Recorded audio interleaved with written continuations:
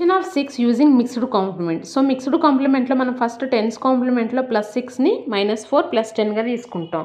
So ఆ friend ఏదైతే ఉందో -4ని మనం అగైన్ 5 కాంప్లిమెంట్లో డివైడ్ ఎలా చేస్తున్నాం, +1 -5 +10గా తీసుకుంటాం. సో ఫస్ట్ నెంబర్ వచ్చేసి 12, 10 + 2 అగైన్ 66, 50 + 10 60 అగైన్ 5 + 1 6 అగైన్ 16 అంటే 10 +6 అంటే మనకి సో అవైలబుల్గా లేదు. So +1 -5 +10 again -13 -10 -3 answer 81.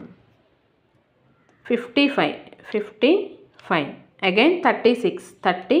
సో +6 అంటే మనకి +1 -5 +10 అగైన్ -70 -50 -20 అగైన్ +14.